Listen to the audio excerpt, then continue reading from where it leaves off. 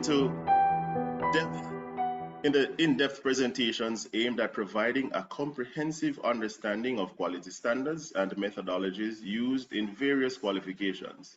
We will explore the significance of comparing achievements across different educational contexts and highest best practices in quality assurance. So as we embark on this journey of exploration, I encourage each of you to actively engage in the conversation. Yes, we have the Q&A feature, use those, and the team from UCG as well as our presenters will be honored and equipped to answer questions. So please share your insights, your questions, and your experiences. They are vital in shaping our understanding and fostering meaningful dialogue. So this webinar marks an opportunity not only to learn from our facilitators, but also to exchange ideas and best practices with colleagues from across the higher education landscape. Together, let us strive to evaluate or to elevate the standards of excellence in higher education, not just for today, but for generations to come. Ladies and gentlemen, colleagues, before we delve into our discussions on perspectives on excellence, applying standards to assess qualifications in institutions, allow me to introduce our first presenter who will be guiding us through the session today. First up, we have Mr. Chris Lyons, Head of External Engagement at UK ENIC ETIS. With over 15 years of experience in the field, Mr. Lyons brings a wealth of knowledge and expertise to our discussion. His role focuses on communicating UK ENIC's work, services, and the solutions to stakeholders. And he has been instrumental in developing grade comparisons, TNE profiles, and international entry qualifications studies. Mr. Lyons is also the chair of the Standards and Quality Committee of TAICEP and leads the UK ENIC Quality and Standards Group. Please join me as we welcome Mr. Chris Lyons. So at this time, Mr. Lyons, it's over to you. Thank you very much, Devon, and a very warm welcome to you all from a very wet Scotland. I'm based in Scotland today, funnily enough, at another conference. So I'm just going to share my screen with you and get up my presentation.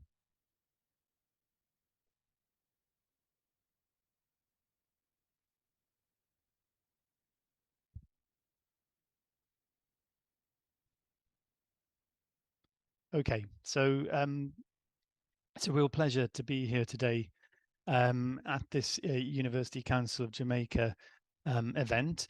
A little introduction of myself. I'm Chris Lyons and I'm from the UK ENIC. The UK ENIC is the national agency that provides recognition on international qualifications on behalf of the UK government. And the UK ENIC function is delivered by ECDIS, which is why ECDIS is referenced in my email address on screen. If you want to get in touch with me today, please do engage. I've got my Twitter or X handle and also my email address that you can see on screen. And I'd be very happy to engage with any questions that you have throughout this session or that you may have subsequent to it. Okay, so what are we looking to achieve today? I've been asked to cover a presentation around themes that I delivered on last year at the TICEP, the Association of International Credential Evaluator Professionals conference that took place in California. And the question that I asked was around what is a good grade? And today I'm going to take that session on a little further, and I'm going to do a number of things. I'm going to explore the variety of approaches that may exist to grading systems and the different grading practices that we observe in countries around the world. In the process of doing that, and to set the context and the scene, if you like, we're doing this to examine how setting and determining grade thresholds can be so important within the context of university, institution, college admissions. to a large part, the development of the data that we have has been influenced by that particular need to understand grades.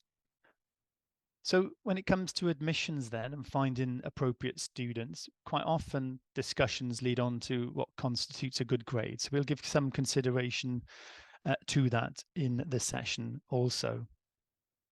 And in the process, hopefully, we will be able to consider some of these points and conclude whether it is actually possible to find fair and transparent means to compare grade performances that come from one system to grading systems and grading practices from another. So firstly, what do we mean by a good grade? And these are some rhetorical questions, if you like, and feel free to put your comments here in the chat. So some of the questions that I ask of you, and there's no right or wrong answer here, but what do you, as the audience today, understand to be a good grade? How relevant is a good grade in your work area? And is good the right word to be using when it comes to grading? So these are some of the contexts that we're looking at. What do you understand to be a good grade? How relevant is this for you? And is good the right word? Should we be using other words instead? So please use the chat facility to let me know your thoughts on any of these questions.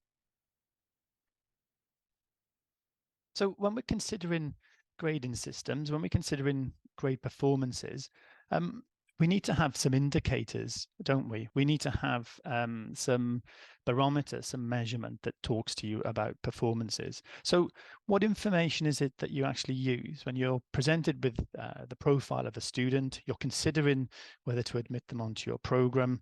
What are the measurements? What are the systems? What are the sources of information that you use? Okay. So I've just been notified through the question and answer that the chat facility is disabled. Okay, so please use the question and answers if you've got any questions as we are going through this session.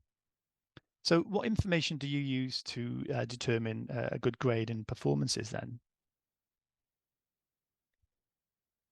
Perhaps you look at experiences with previous students. How well have previous cohorts performed? What sort of grades did they have? Did those grades turn out to be sufficient for progress onto the program that they entered? So is this a scientific approach, or is this a finger in the air?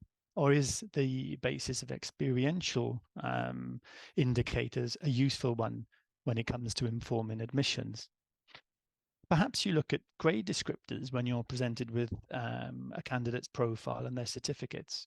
But where do you source these from and how do you use them? How useful are the grade descriptors that perhaps are prevalent and useful and used in some countries, but might not be so readily available or obvious in others? So what do we do in those scenarios? What about online materials? Is there some information that you might use in relation to those? And what types of information do you use? Perhaps you make comparisons between performances. And here we're talking about perhaps the profile of an international student who's looking to apply to study at your institution. And you want to make comparisons between the grades that they've achieved in their home situation, in their home location, and connect those to performances or associated grades from the home country. How do we do that? Is it possible? Perhaps we even look at grade distributions, how well people have performed, or percentile rankings to indicate the grade that somebody's achieved, and also the position that they sit in relation to their cohort. Perhaps we also look to see what our neighbours are doing. This might be a more common practice than you think. In many instances, institutions might look towards what other institutions are asking of international students. So a question for yourselves as well, do you compare the entry requirements that you establish? Do you compare those to those of other organisations? So just some questions around the information that we might want to take on board to determine the performances of our students, our applicants. Maybe there are other things, and feel free to let me know about those as well. Okay, so we've just had some feedback from some of you, and thank you for interacting already. So the term good is relative, but generally a good grade is considered as a passing grade. So that was something that a delegate has shared with us in the question and answer. And I think the point that good is relative is a really good point. So yeah, totally get that. And generally we are looking at passing grades because typically you would expect a candidate to have passed in their particular area of study before they progress on to the next area of study. But I think this point about good being relative is really relevant to discussions here, and understanding what good means might actually have cultural sort of indicators. It might be culturally located. So they're the sorts of things that we need to bear in mind when we're considering a good performance. So thank you very much for that comment, whoever it was that submitted it. Devon's also said a good grade is one that reflects the ability, competence, and needs of the learner and the marketplace. Yeah, that's really astute, Devon. And let's have a look in the rest of this session as to the ways in which we can delve deeper into what we mean by good. So thank you, Devon, for contributing that question also. And Ivora's touched upon a really interesting point here with the desired competences. Whatever they are, they must be established against students' performance and the way in which that's measured. I think that's a really important point as well. So we're talking about competences, so somebody's abilities, and linking those to the way in which that performance is measured. So again, how do we understand what that is? Where do we find this information? And hopefully throughout the rest of this session, we'll be able to explore some of these themes. Thank you, Ivora, for that comment question there. And please do continue to sort of submit as we progress throughout the session if you have questions on any of the slides or any observations. Thank you. Okay. So we're dealing with a pretty complex subject. We've talked about the nuances about what the term good might mean. Ivora's mentioned the concept around competencies and measurements. So what are these challenges when it comes to understanding grades and what might constitute a good grade? So I've posed a number of different aspects which might be challenging for us, challenging for you when you're presented with the profile of a candidate. Firstly, we've got the cultural context. And consider how important grades might be within the home system. As an example, to quantify this, in the Netherlands upper secondary education system, education is streamed essentially into two lines of education, one of which channels people towards further study at universities, and the other towards study at applied universities. That achievement, that filtering, is sufficient alone for students to then progress should they pass their upper secondary qualifications within the Netherlands. Whilst the grades that they achieve might indicate their performances and abilities, within the context of the Netherlands, the fact that they've sat and passed their qualifications is sufficient for entry onto higher education. The grade and the level of achievement is less relevant. You might then look at a case with the United Kingdom, for example, where we know that the entry into higher education is highly competitive, a little bit more complex. So the higher the grade that you've achieved, in theory, the more likely you are as an applicant to be able to access your course of study. So there is a cultural context to consider. Another challenge is around similarities and differences between grading systems. So each of us will have our own personal experiences of accessing education. We will have been graded and familiar with the different scoring systems. But do those scores mean the same thing from one system to another?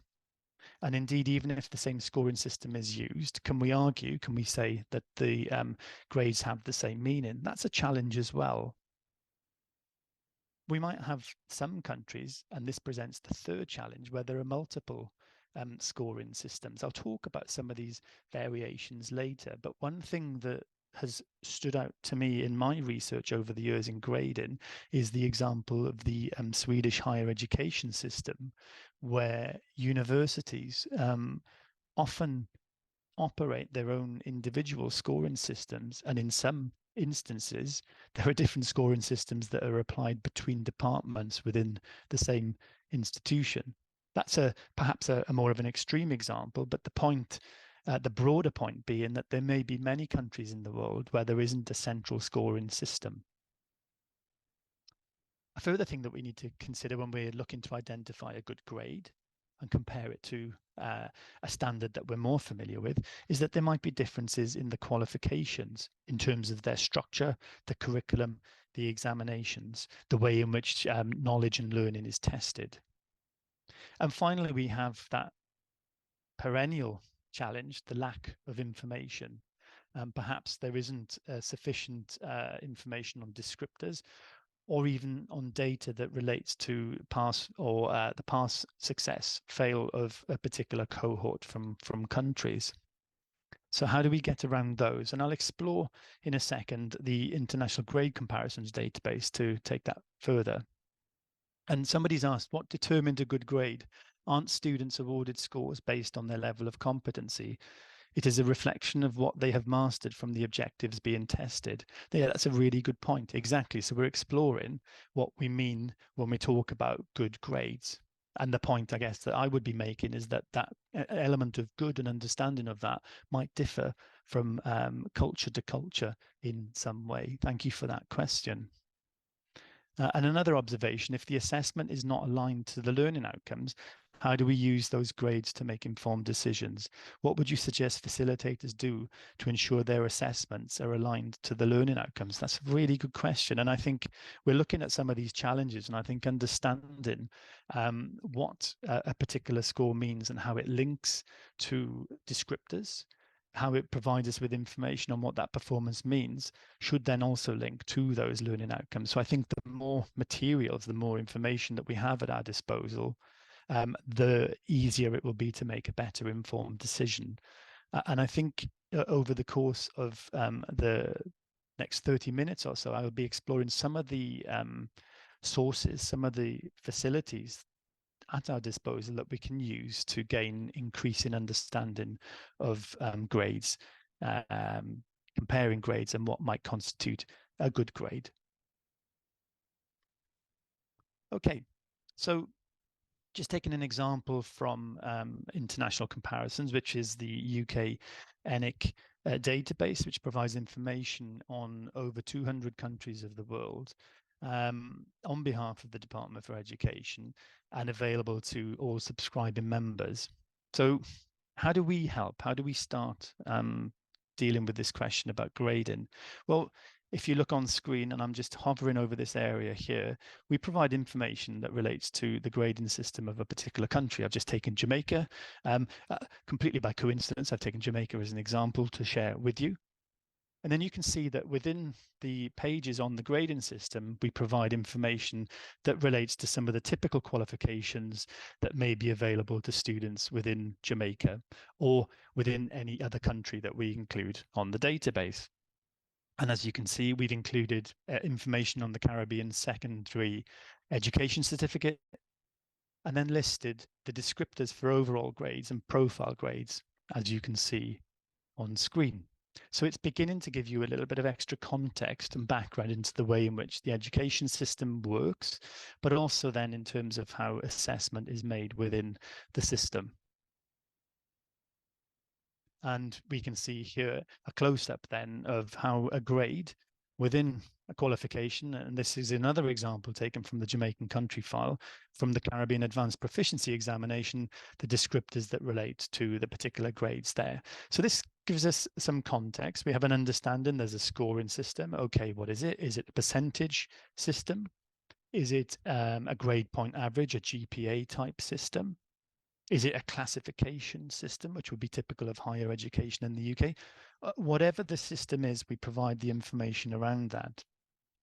And then secondly, as far as this information is possible, we then offer descriptors from sources in country that tell us what each of the grades mean. But I guess the question that I would ask is that in isolation, is understanding or is rather seeing the grade and the descriptor associated with the grade alone? What happens, for example, if 80% of people achieve the top 2 grades in a particular system? How do you then differentiate when you're dealing with applications from candidates with the 2 highest grades? These are just some of the challenges I think that we are faced with. And lastly, on the country file for Jamaica, and this is the same again for other country files within the International Comparisons Database, we also provide information on what we call IGC, our International Grade Comparisons Research Tool.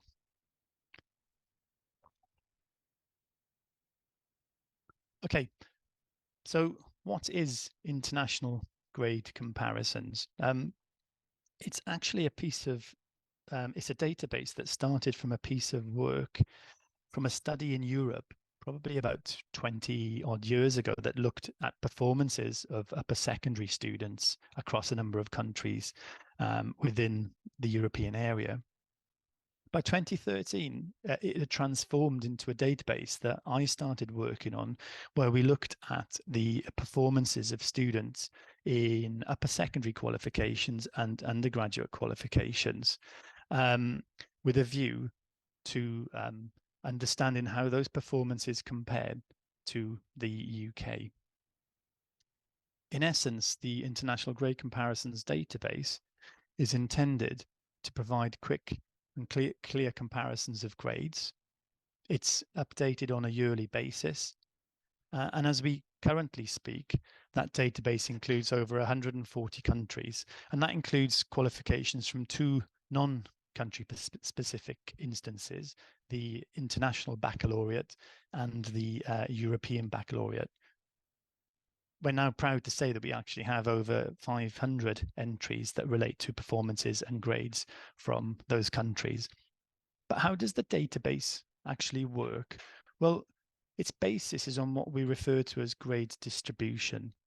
And perhaps, and you may wish to debate this point further online now or afterwards, perhaps it helps us to understand what is a suitable grade for entry.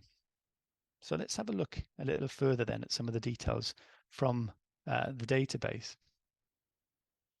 So firstly, the database allows users to contextualize student performance in relation to the cohort. So you can see that we've got a screenshot online. You can select the country, you can select the level of the qualification, and you can select the year of study. This, of course, is subject to the availability of data and the sourcing of data for that year, and that remains a continual challenge for us. But the idea is that it's meant to contextualize and situate student performance. So it provides comparisons based on grade distribution, and I've used this example taken from the Jamaica country file.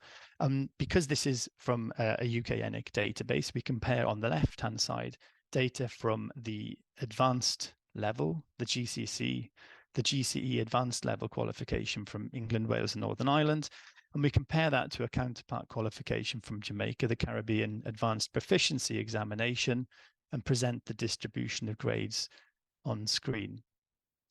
And what you see in those 2 visual charts is a full representation of all of the pass grades achieved. I think somebody mentioned earlier the importance, it might have been Devon that was talking about the pass grade, that element.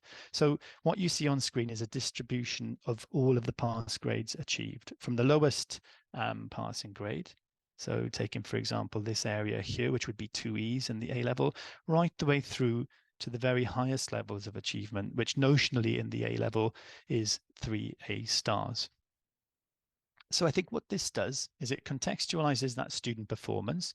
It allows you to see what a particular combination of grades means in that country for that year, and where it situates a student or a holder of those grades in relation to the rest of their peers.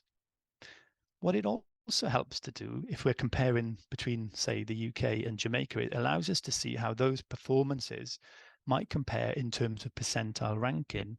So, for example, we can see that 3 A stars in the UK in 2014 was a combination of performances that was achieved by just over 2% of the A-level cohort. If we look at the Caribbean Advanced Proficiency Examination, we can see that the highest combination of subjects was achieved by 1.5% of the cohort. So again, it allows us to understand the relative performances and see how they might compare. The idea as well is that the database can accommodate variations between and within education systems, but we must acknowledge in the process of doing this that there are challenges and that this is not an exact science. There is more of an art to it perhaps than there being an exact science. And why do I say that? Because we know from people that work within education that education systems can differ. We know that the qualifications that exist between systems are never exactly the same as others from other systems, and that we have to find a methodology or a medium through which we're able to compare. You can just see I've got a comment in the chat here. Okay, so that's just a reminder from Najee to use the Q&A to ask questions. Thank you for that, Najee. And we've got a couple of questions up there. And Nanibello has said that, yes, there's differences from culture to culture. Yeah, thank you for that observation. That's very true. And I think it's really important just to remember that there are differences, and this database is intended to display performances both in relation to that cohort from that country. So for people from England, Wales, and Northern Ireland in 2014, but also then to allow us to compare how that might look in relation to international qualifications. So you can see some other features on the database there. And finally, the database allows us to make decisions. I'll just go back to those because that skipped through very quickly. So this gives you a distribution of the full performances, and it allows decisions then to be made where we present the actual combinations of grades achieved and the percentages from that particular cohort that achieved those grades in a given year. So it gives you a good idea of the numbers of pupils that are achieving those types of grades. And this is an entry taken from Trinidad and Tobago. It allows us to extrapolate some decisions on the basis of the distribution of the grades, on the basis of those distributions.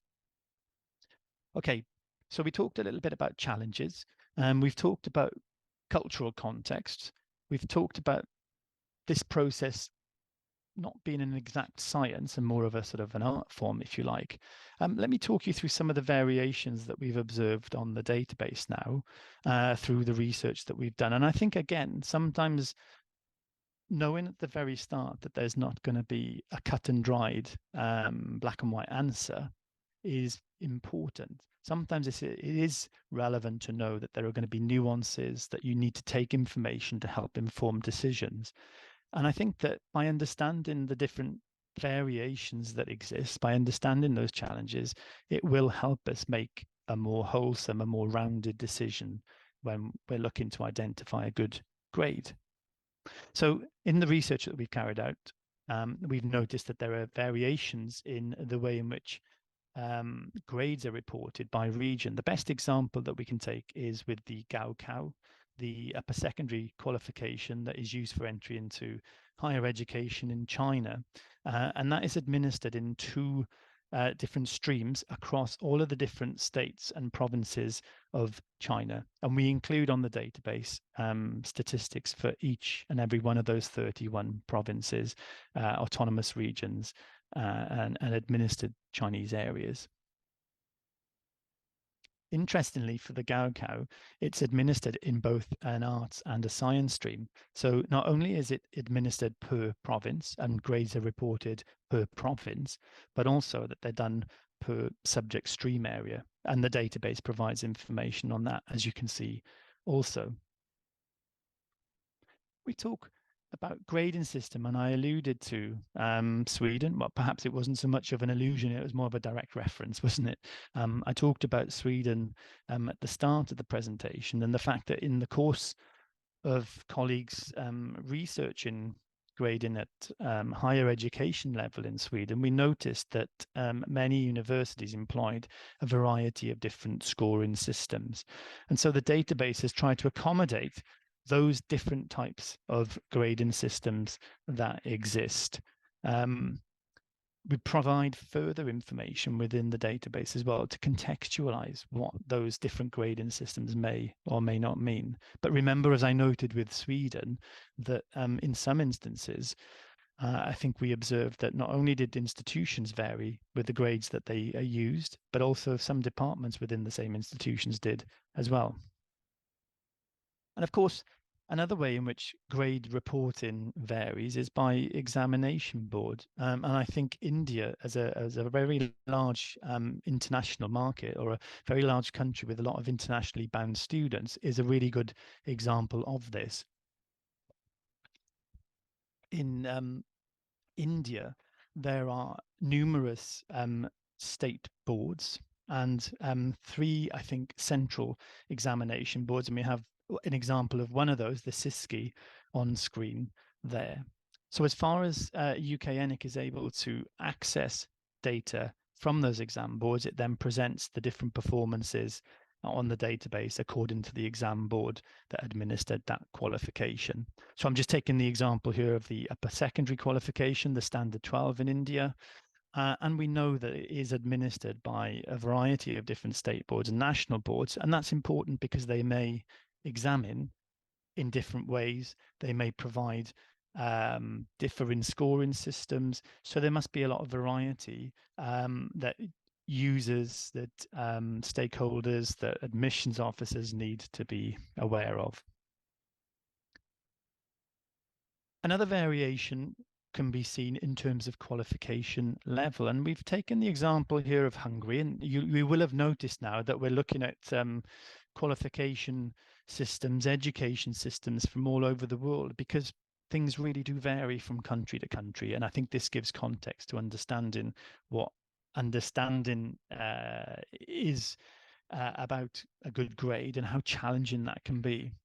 In Hungary, their upper secondary qualification is divided into 2 levels. There's a standard level, and then there's an advanced level. So again, when you're dealing with the qualification that you're presented with, you need to understand, where has that qualification been examined? To which level has it been examined, and what are the scores specific for that particular level? Okay, so just some quick context then for what the database International Grade Comparisons provides. It offers information, and I've got it on screen, in 3 main areas relating to the overview section, a distribution section, and decision section. So in essence, the overview section contextualizes the qualification in question. And as you can see, the first thing that we've got on screen is the UK-ENIC qualification comparison. So that's where UK-ENIC evaluates the international qualification and compares it to a standard in the United Kingdom. So that's the first thing. That's a context. And we need to understand also that qualifications that perform the same functions might not always compare to exactly the same standards. Just an important side point. We probably could talk about that for a completely other session, but we'd probably run out of time on this one for today. So the first thing is the statement of comparison. How does the international award compare to UK standards? And then secondly, we provide information rather on how the qualification in question is organized, how it's administered, who is responsible for overseeing the qualification, when examinations take place, what the pass grade might be, what the typical distribution of performances are, if there are different scoring systems, what are they, and so on. So in other words, before we've even looked at the statistics related to performances, users will be familiar with the context for that qualification. It helps to inform the decisions that you make and dealing with the challenges that you face. The distribution, as I've indicated already, that's the whole range of performances from the minimum passing grades through to the highest grades for both qualifications from the United Kingdom and also from the target country, one of those 140 odd countries that we include within the database. And I should probably point out at this point as well that the inclusion of 140 countries is not through a point of being selective on UKNIC's part, it is more a reflection of where we are able to source data. So we're able to research and source data for over 140 countries. And should countries approach us after this presentation or throughout the course of our next research with new data, we would gladly include that within the database as well. The more countries that we include, the richer the database. And then finally, that's also represented in terms of a chart and the percentage distribution of different grades. So when we use international grade comparisons then, and when we're looking at upper secondary comparisons, we might consider what grade has somebody achieved, how good it is, and whether that grade satisfies a threshold for access and entry. Do we need to use some of the grades and the definitions and descriptors? Hopefully the database will provide that context for you. So a question from Judith, which might be best answered later on. Well, I'm reading it now, Judith, so we'll see, and maybe we can come to it afterwards if needed. My entrance tests at the receiving institution enhance the interpretation of the grades from the home country. That's a really, really good question. And I think you hit upon a really good point there, Judith, because of course, we do know that in many countries, institutions will have their own examination system in addition to the learning that an individual has had to progress from one stage of education to another. Perhaps I'm going to give a bit of a sort of a non-committal answer on this one, but I'd say that the entrance tests are likely to help inform the admission decision so that the institution is even more assured of the status of the student that's come in to study with them, because the entrance exam will have standards, it will be aimed at particular rigors that the institution will be familiar with. So I think what we could say is at the very least, the entrance examination does enhance the overall profile that we have for a particular student.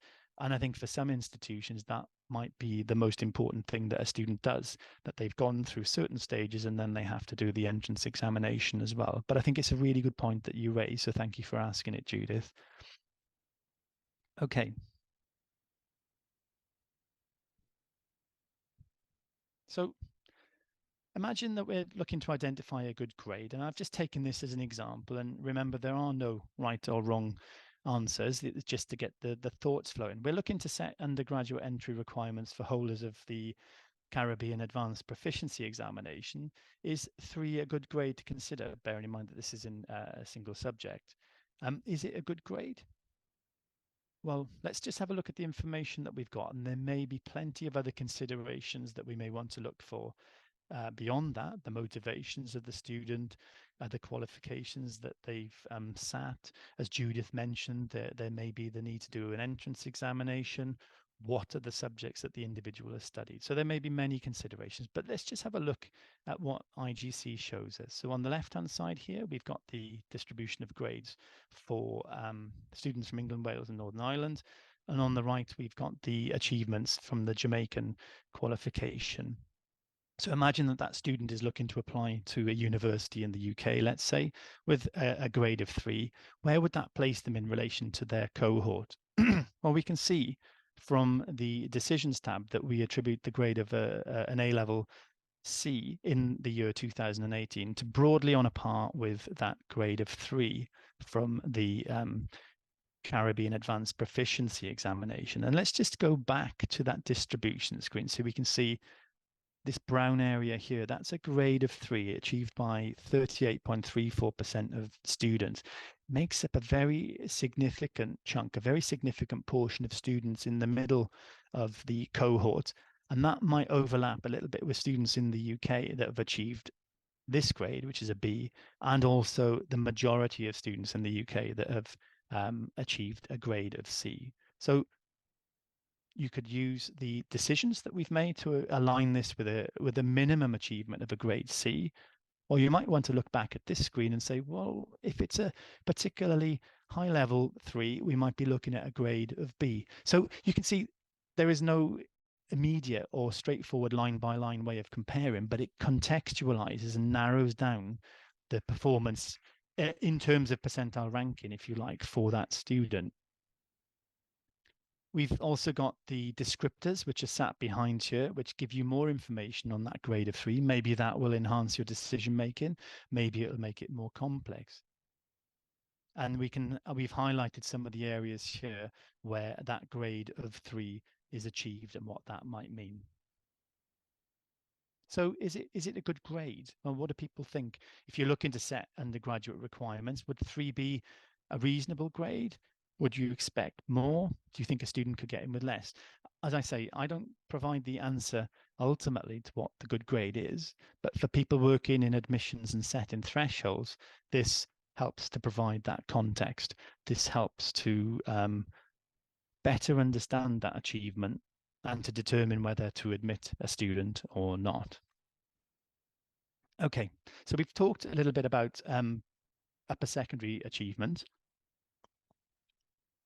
On screen, I've just taken an example of undergraduate comparisons that we provide. So again, in the UK, data on the annual achievements of all undergraduate students is available centrally via the Higher Education Statistics Agency. And then where we're able to source in-country data on bachelor degree performances, we provide comparisons of those, at the very least to contextualize how achievements compare. And you can see on screen that not only do we have those charts on the left-hand side, but we then have a distribution of percentage points relative to the different classifications on the right. So we can see, for example, in 2015, 21.98% of graduates in the UK achieved a first class honours degree classification. And the first class classification in Grenada in the same year was achieved by 18.11% of students. So again, this adds context.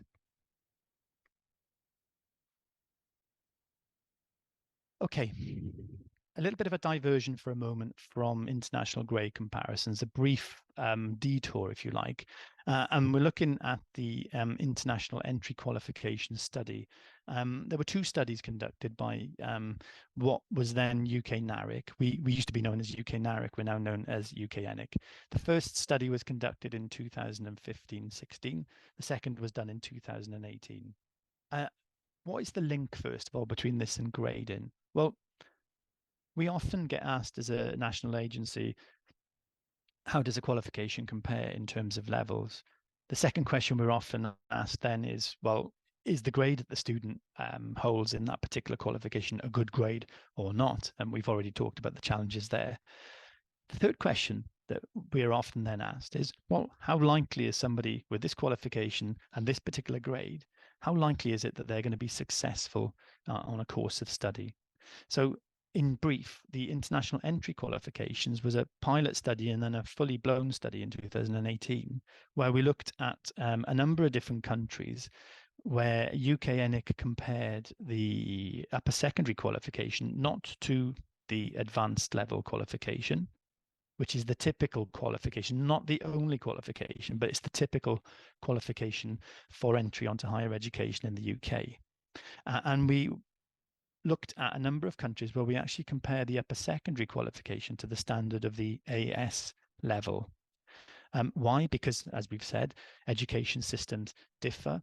Qualifications are never exactly the same from one country to another. They serve specific purposes. They're culturally situated.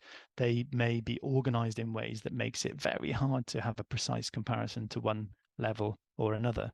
So in many instances, we compare in upper secondary qualifications to the advanced subsidiary level. But we wanted to look at whether the performances in those qualifications could also be deemed suitable for entry onto undergraduate bachelor courses in the UK. So the question we asked was, how well did international students perform from those countries in relation to the rest of their cohort? And in the process, can we use the grades that they've achieved as an indicator of likely success? And again, there's a lot of discussion that could emerge from this, which I'm be happy to take up a little bit at the end or potentially after we've finished this session. But in essence, this is what we found, that the highest performing students in upper secondary awards generally did very well in relation to the cohort. And that really shouldn't be any surprise at all. No matter how the UK ENIC agency compares international upper secondary qualifications to UK standards, it shouldn't be surprising that those students that achieve the highest grades within their own system have that potential to do well in further studies. The second thing that we also found was that very few of the students from these countries failed their studies or were left far behind their peers. So reassurance, if you like, that the comparison level isn't always the only consideration. And just to take an example, we looked at Bulgaria and identifying the how influential perhaps the grade was in relation to how well they performed. So we can see the column on the right-hand side shows us that probably around about 75% of Bulgarian students with a grade of 5.75 to 6 did better than the rest of the cohort in relation to the cohort average for that year. So it kind of gives you an indicator then of the grade, and the higher the grade, the better the performance in relation to the average for that cohort. Okay, so that was the context of being asked, well, how likely is someone to do well? I've just got one case study to run through with you to demonstrate how the database might help. Before I do that, I'll just check the questions. I can see there's a couple there. I think we should accept, okay. And Judith said, for admission purposes, we accept the grade 3, but a higher grade 1 or 2 is required in the subject area for specialization / major. So I'm thinking Nanibala, and excuse me if I've got your name pronunciation slightly wrong there. I think that's where you're saying you think that you should accept with a grade of 3. It's really interesting, isn't it? We were talking about that example from earlier where somebody's achieved a grade of 3. Is that appropriate for entry or not? And I think Judith has picked up on some of these nuances, hasn't she? Where from the perspective of admitting a student, the 3 is fine, but actually when you're looking at the specialization, this particular subject that a student is going to study, really you want to be looking at higher grades. And I think that shows some of the nuances that exist that inform admissions decisions making, that influence our thinking when we're trying to determine whether a grade is good or not. So we can quite clearly see that a grade of 3 is accepted. So there are no problems there. But when it comes to the specialization, we expect a slightly higher standard. So again, understanding perhaps that distribution of performance where a grade of 3 places a student against the rest of their cohort can be really, really useful. And an anonymous third person has also said yes to a grade of 3. So Nanibala, Judith, and this anonymous attendee, thank you, colleague, has also agreed on that. So that's really interesting. Let's just have a look at some of the, let's have a look then at the case study that I mentioned. And I've taken an example from Europe, and I've taken it from a system that perhaps you may or may not be as familiar with. And that's intentional in many respects, because I think this then demonstrates how the database might help with your day-to-day work, or how having this sort of information can help inform decisions, even in instances where your expertise or your particular area of focus may be elsewhere. So we're looking at the qualification from Germany, the Zeugnis, the Abitur as it's shortened to, the upper secondary qualification that candidates will sit upon completion of upper secondary education. So on screen, we've got the entry that UK ENIC provides on its database. So we compare the Abitur to the GCE Advanced A level. So in terms of like for like levels, that ticks a box. That's sort of roughly on a par with the standards we would expect. We've got some additional information, which tells us that the mark of 4 or above may be considered for individual subjects to at least the GCSE standard. So we can see there's a benchmark there with the grading. And on the right-hand side, we've got a table taken from our grading systems information pages that tells you the different grades available in the Abitur from 1 to 6. But without the context, how many of us would know whether the 1 was the highest grade or the lowest grade? We'd need to check. So we provide that information. The German classification next to it, from sehr gut to ungenügend. and the English translations for those ranging from a very good achievement to a very poor one. It's interesting to note as well, actually, that there isn't the word, technically, there isn't the word fail, but poor and very poor. So maybe that indicates within the sort of the German cultural system, there is some kind of nuance in terms of the way we understand those lower grades. So this is the context. Got this information from the database. We then receive this qualification.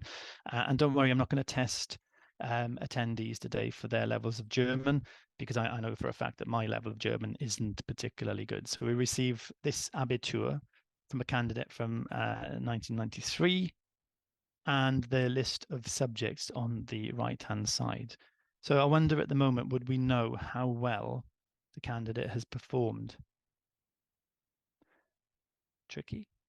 Well, one of the things that we often ask for at a UK ENIC is a certified translation, and we'll come to that shortly. But here I've highlighted the grade that the student achieved, dry. So what does that grade mean? Fortunately, I provided the translation for you, so we can see then that the student achieved an overall grade of 3.3, satisfactory. And interestingly, we can then see the examination results above and the different word descriptors associated with performances in each of those grades. So I guess the question that we're looking at is how good a grade is 3.3, and would this be sufficient for entry onto higher education study in, say, the United Kingdom? So you can post your comments in the question and answers if you've got any ideas as to whether you think this is a particularly good grade, whether it's a satisfactory grade, whether maybe there would be question marks over whether you would admit this student onto your programs for higher education. So remember, they've achieved a grade of 3.3. So looking at the table from international comparisons, we've then got a breakdown of the different grades. So a grade of 3, befriedigend, is regarded as a satisfactory grade. So would that influence your decision? Is this achievement good enough? Is it sufficient enough for entry onto higher education? Does it depend on the program? Does it depend on the specialization? So do you think then that this grade that's been achieved is on a par with or below the threshold of 3 Bs in the A level? And you've got a number of different options, which you can put into the question and answer facility if you wish: above, on par with, or below. So I'll just go back. That was the grade that was achieved. How does it compare with a grade of 3 Bs in the A level? You can put your thoughts into the question and answers if you want. I guess the one thing I haven't told you is, well, how good is the achievement of 3 Bs within the context of the A level? And that would be a really good observation and point to make. Let's just have a look at some of the comments. Okay, so Nicole thinks that this is an achievement that's above. Okay, that's interesting. Okay. So I guess to understand where a grade of 3.3 is situated and how that relates to A-level combinations, we also need to understand how the A-level grades work. So let's have a look. So what is 3Bs, first of all, within the UK system? So we can see here that 3Bs as a combination of grades is relatively far up the combinations. It's achieved by 8.04%. And it's that band of achievement there. So in terms of percentiles, we've got a poll coming up. Thank you very much. Do you think that this grade is above, on par with, or below the threshold of 3 Bs? Please feel free to answer this particular poll. As a panelist, I can't answer it myself, but I will be revealing the answer afterwards. So maybe we give 10 more seconds to give an answer.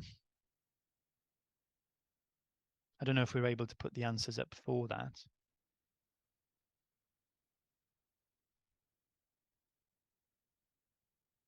So in terms of the percentile ranking, the 3Bs represents achievement from the 35th percentile. So it's roughly 35% of students in the UK will have got a grade of 3Bs or higher. And of that share from the 35% of the cohort or above, 8%, the next 8% will have achieved that grade.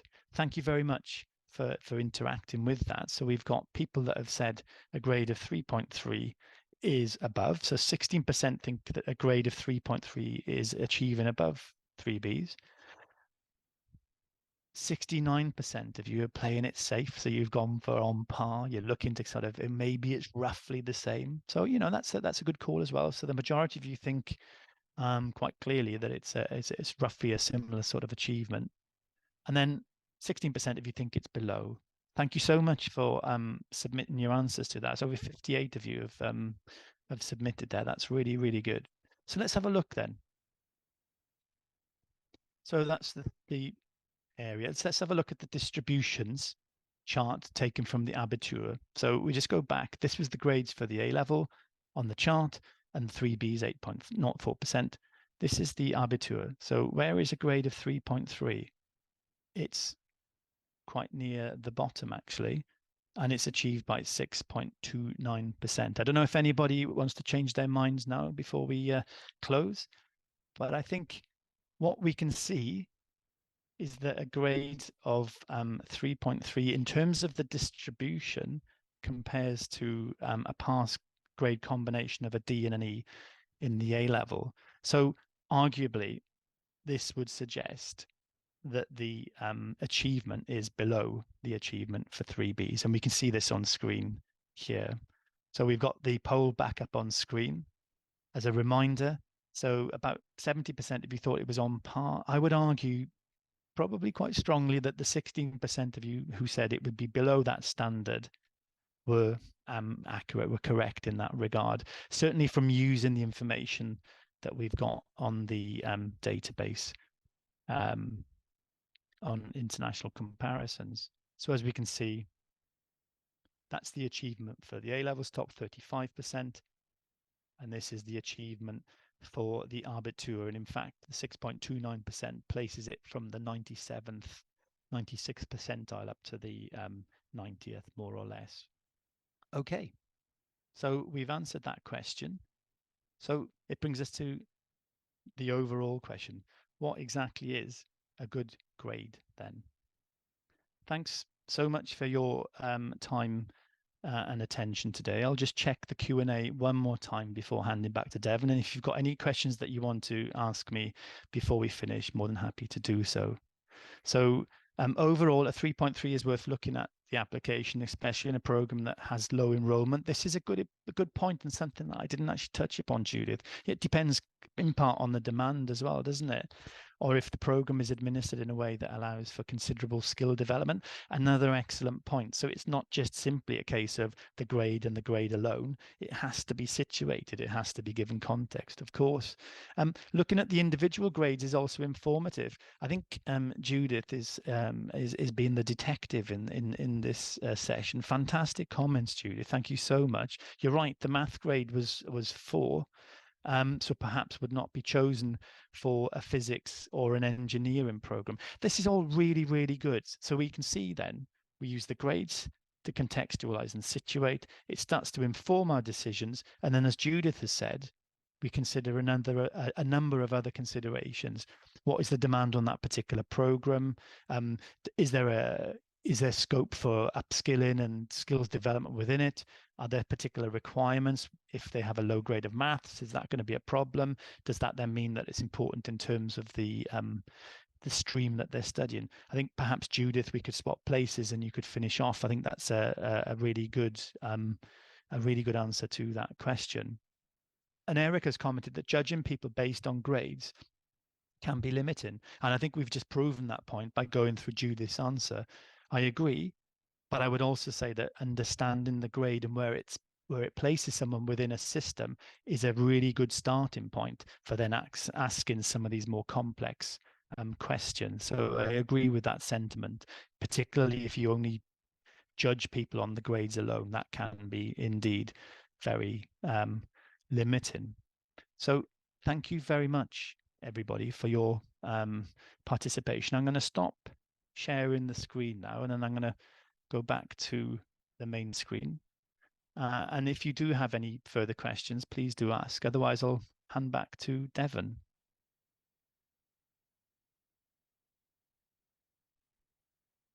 Thank you very much.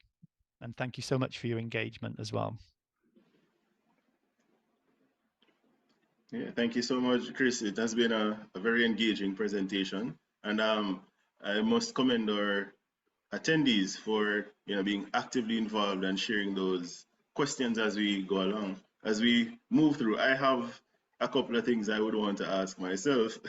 And since I have the privilege, one of the things I'd love to see before I even try to look at a summary, I'd love to see an immediate post-COVID analysis or comparison in terms of what were the grades looking like prior to and how these translated into students' performance, particularly in their first year of tertiary education.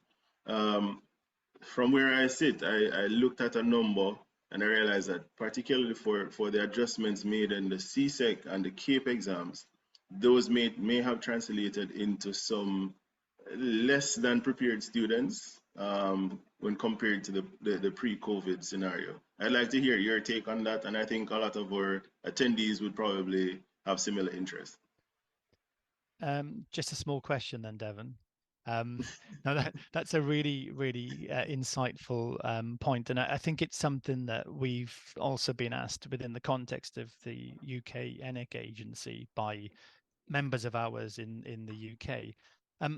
We have carried out a number of studies actually that's looked into the effect of COVID on different levels of achievement within examinations. And the one consistent theme is that pass grades were up almost unanimously across examinations across countries from all corners of the world.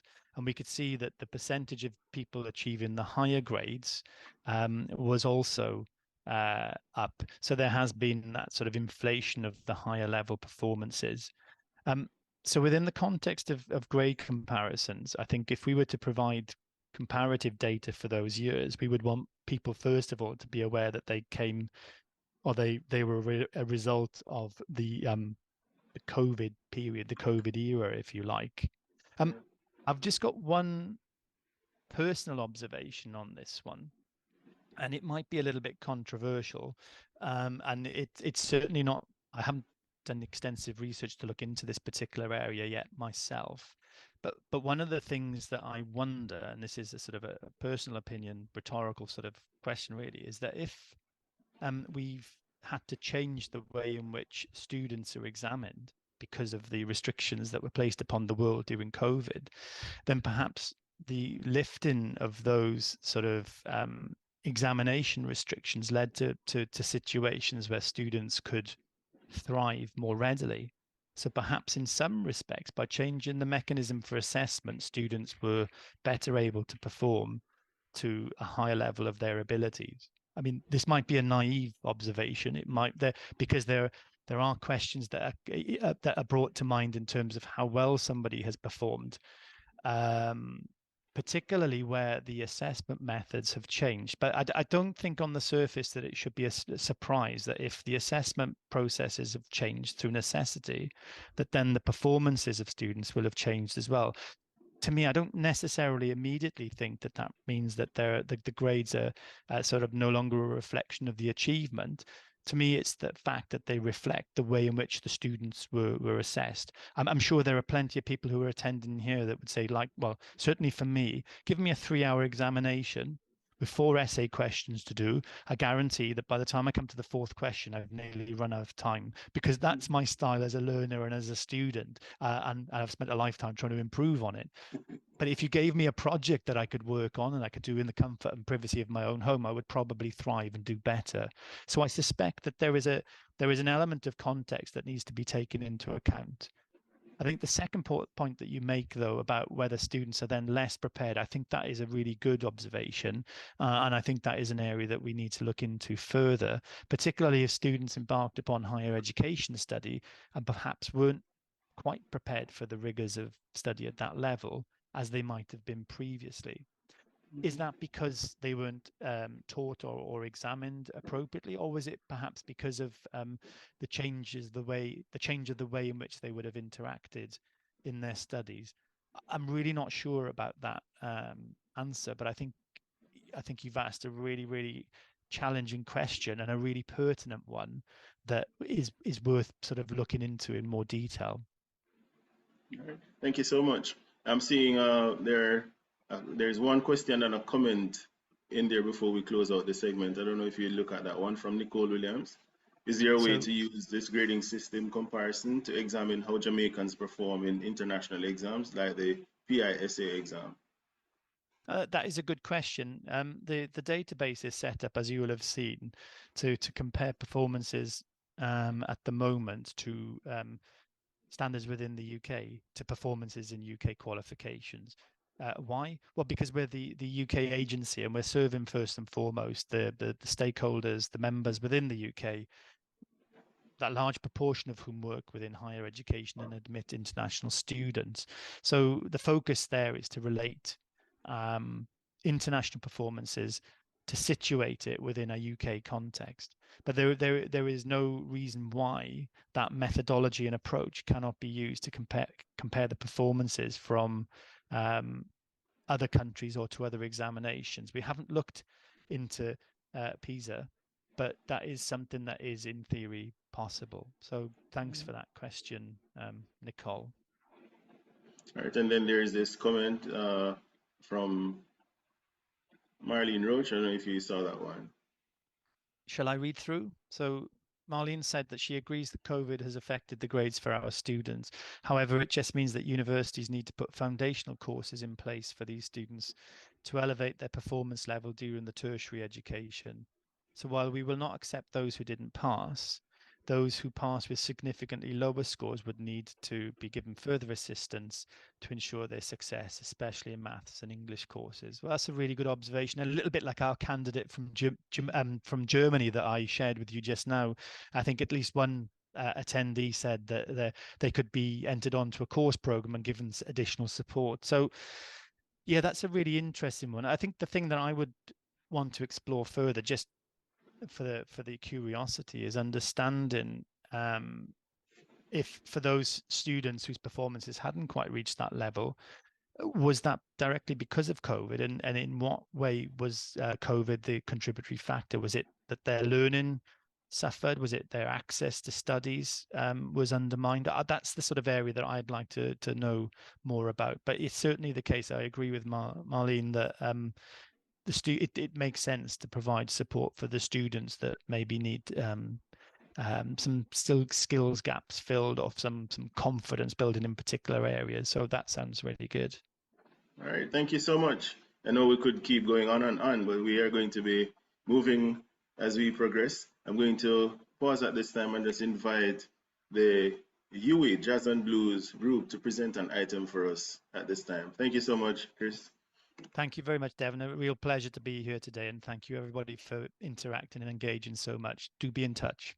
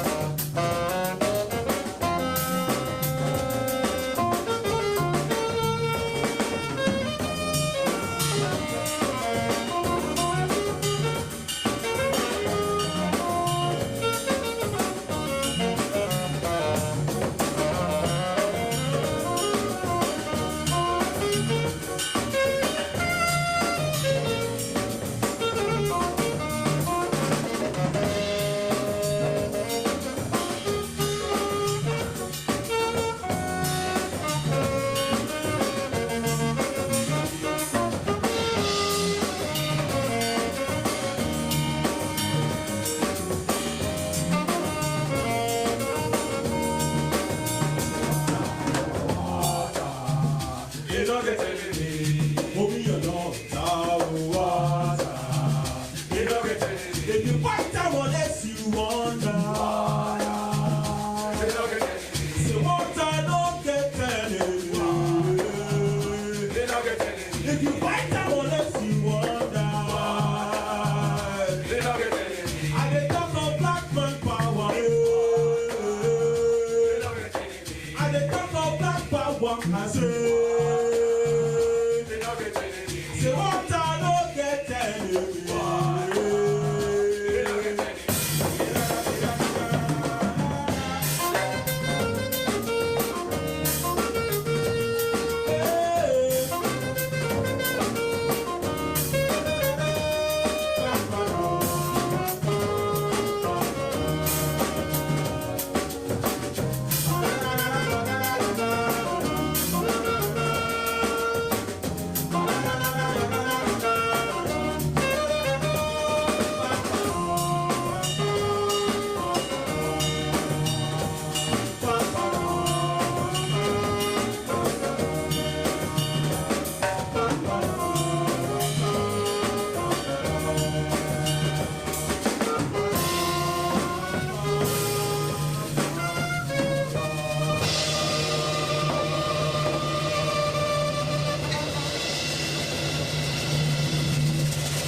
Yes, let's put our hands together for the UWI Jazz and Blues Ensemble.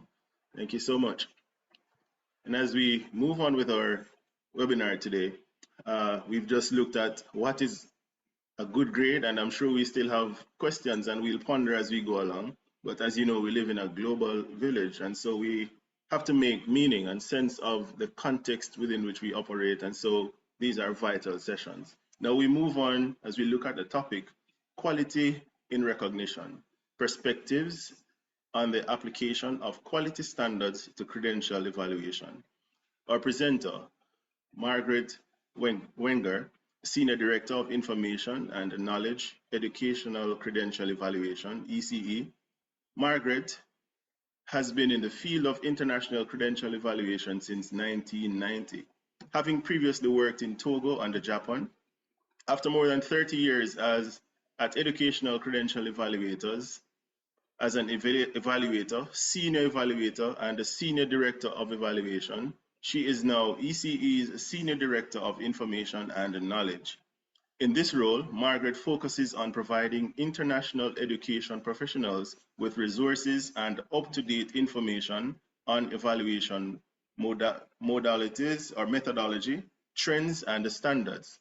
She is the author of the ECE Presents, the Educational System of Tunisia and the Kingdom of Saudi Arabia, its educational system and methods of evaluation, as well as contributing to the NAFSA Guide to Educational Systems around the world.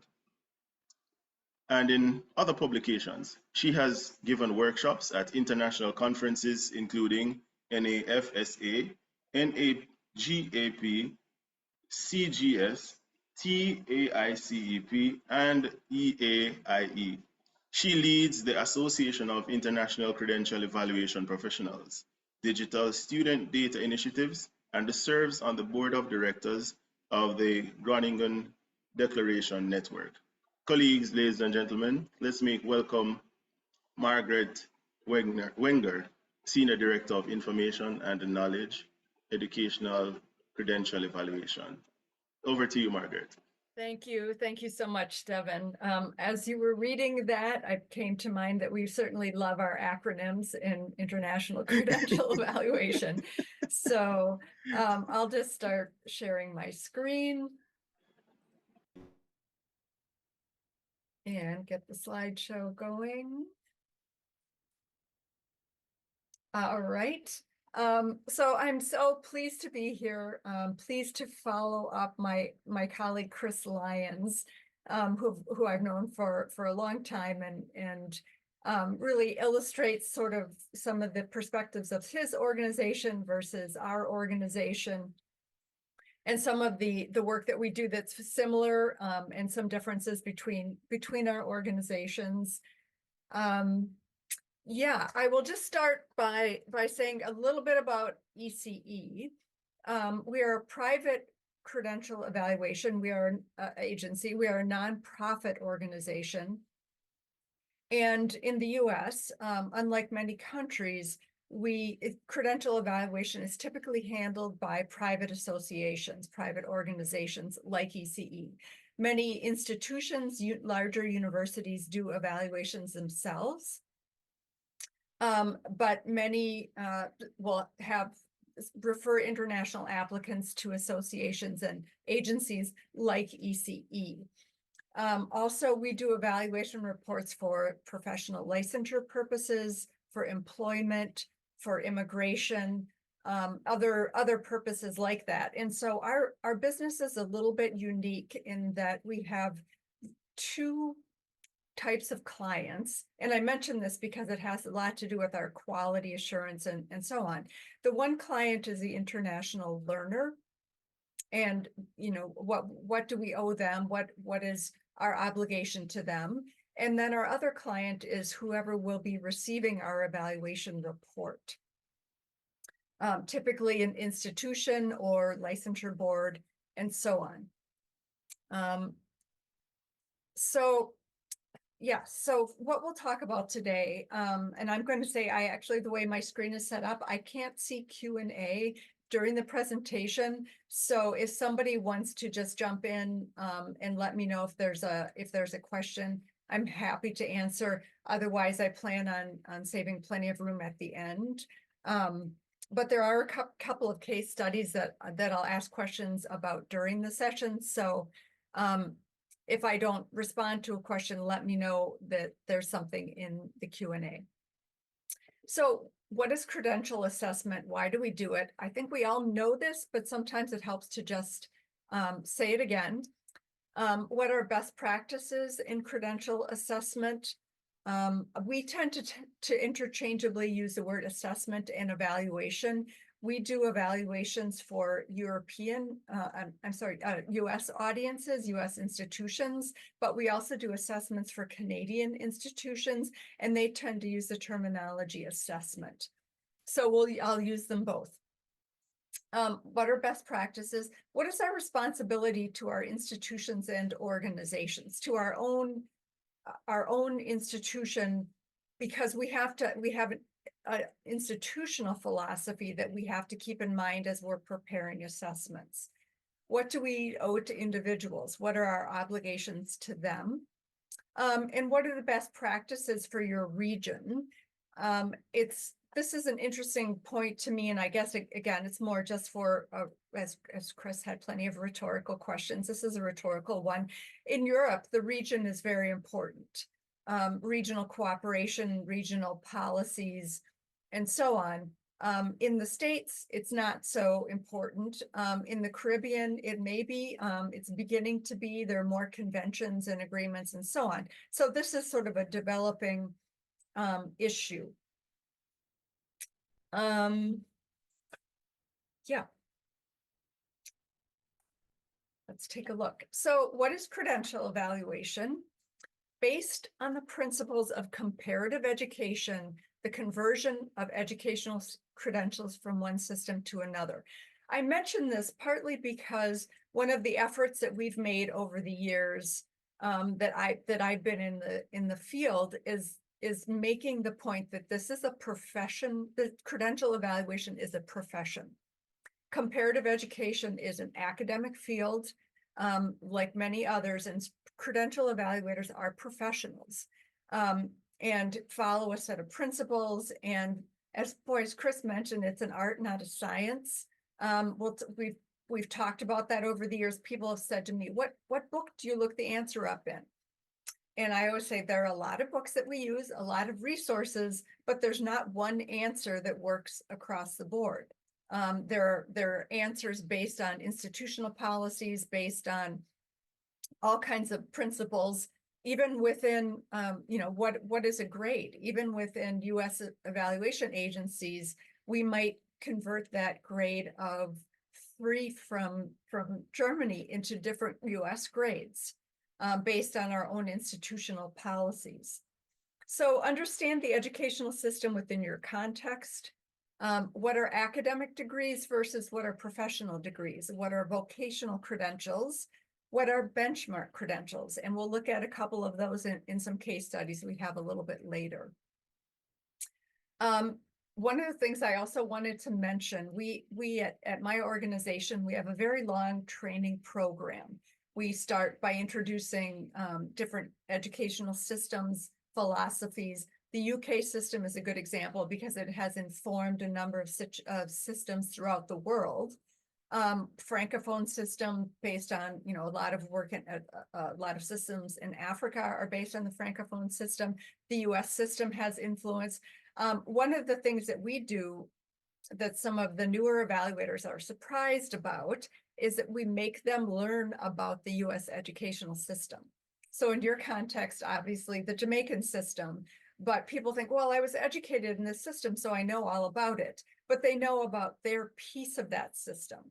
For example, I went through a university preparatory high school program, went to university right away, went to graduate school, but I was not very familiar with technical and vocational credentials in the US. And the other thing I would just point out is that as credential evaluators, we do not judge an individual's abilities. We are judging the academic credential they have earned, the grades they have earned, but I am not going to say they're a good engineer or a bad engineer, or a good French teacher or a bad French teacher. We don't judge abilities, but we make judgments about educational credentials and their equivalencies. Why are they important? And again, this is something you all know, but it's worth talking about for a minute. They provide a means for appropriate admissions, licensing, immigration, and hiring decisions. Credential evaluations are a tool. They are a tool that an institution can use, a licensure board or an employer can use to determine whether this applicant, this international learner, has the appropriate background and skills to do a job or to be admitted into a program. They help protect the public, and this is something that we try to emphasize. One of the things that we do is make sure that someone who is a taxi driver in his own country doesn't go to another country and pretend to be a doctor. He can go to school and learn to be a doctor, but if he doesn't have a credential that says he's a doctor in his country, it's our job to determine that.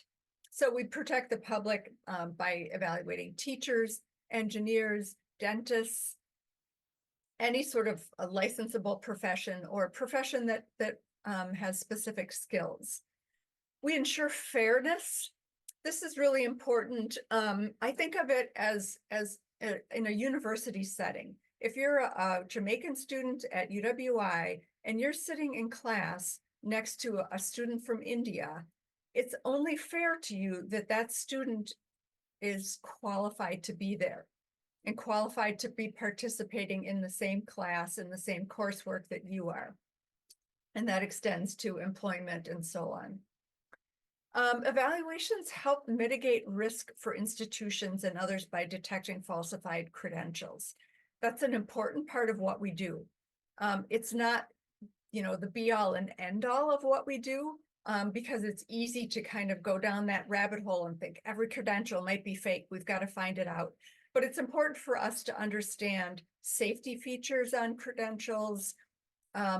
You know, what are the typical courses? What is this program? You know, what does the document lead to? Is there a database that I can check this credential on to confirm that this student graduated? Those are all really important parts of our jobs. And again, help protect the public, help ensure fairness, and so on. And credential evaluations support learner mobility.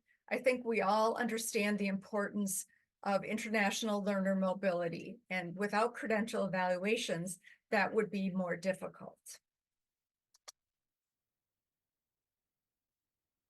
When this presentation was initially given at the TICEP conference, as Chris was at last fall, in California. The next conference will be in Quebec City in Canada in October, I believe.